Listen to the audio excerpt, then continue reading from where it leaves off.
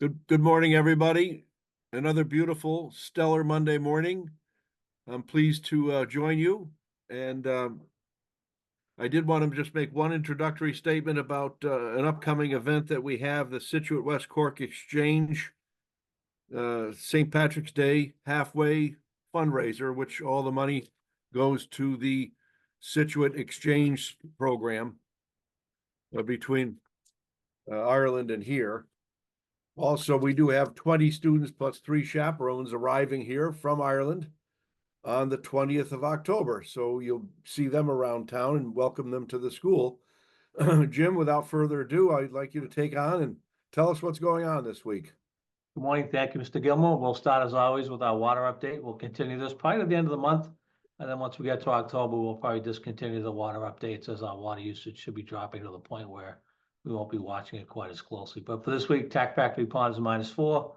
That's down from -2 last week. The reservoir is -19. Last week, we were -14.5. Rainfall the last 7 days, once again, for the second week in a row, was 0 measured at the plant.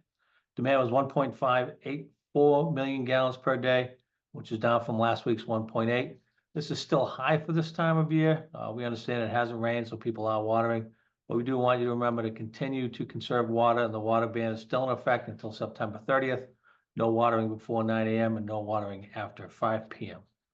The water treatment plant, we kicked off with a quick update for the Board of Selectmen last week, but people will now see work commencing on the water treatment plant. Last week, the contractor installed erosion controls on the limit of work that was inspected by the Planning and Conservation Commissions. This week, residents will start to see mobilization of equipment at the site for the site clearing of the site for the construction entrances, the installation of the construction entrances, and the beginning of the construction of the sedimentation basin. So long-awaited kickoff work will be starting. People will start seeing work on the Stearns Meadow site for the new water treatment plant. The paving work will continue this week on Grove Street between Manlot and Maple, and Lawson Road between Beaver Dam and Captain Pierce. New pavement is scheduled to go down toward the end of this week, and that's going to be weather dependent. We are looking to see a quick rainstorm come through maybe Thursday, which can impact that. So we'll keep an eye on that. And if possible, we'll get it done weather dependent. Cape Verde Sister City Committee will be hosting Cape Verdeans, a Legacy of Service, this Saturday, September 21st from 2 to 4 p.m. at the Real Theater. Suggested donation is $10. This compelling documentary, produced by the Cape Cod Cape Verdean Museum and Culture Center, honors the brave Cape Verdean men and women who have served in the U.S. military. We're especially proud to feature one of Scituate's own residents, the late Officer Paul Andrade, whose story has a personal connection to our community. Following the screening, there will be a discussion with museum members. It looks like a great event. If you're around, please take it in this Saturday from 2 to 4. The Board of Health is announcing the first Scituate flu vaccine clinics for residents 18 years and older on Tuesday, October 22nd, 2024, from 10 a.m. to 12 p.m.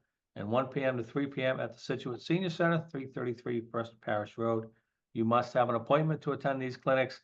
Go to the town website, click on the link, and you'll be able to sign up for those. If you are feeling ill, please do not attend the clinic when you have an appointment, as it will just make other people sick. If you have any questions, call the Board of Health, 781-545-8725. The Affordable Housing Trust is still announcing the opening of the Small Repair Grant Program 2024. Provide up to $3,500 in grant funding to help qualified Scituate homeowners make essential repairs or modifications to the home for health and safety reasons. Applications are due back no later than October 30th, 2024. Unfortunately, I hate to tell you this, the dog park is still closed. We're having some problems with the contractor. We'll get them out there this week, and hopefully we'll finish that work this week. Obviously, we're not happy with the delays, but we will get it done as quickly as possible. Tennis court work continues over at Scituate High School. We have a meeting this weekend. We'll have a definitive idea when we're going to do the paving. Potentially next week, but the schools will be putting out information, including a map for people to see.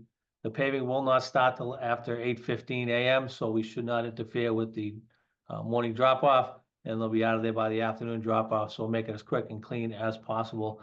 But please pay attention for additional updates later on this week. Work continues on Jericho Road on the connections for the water main and the testing of that.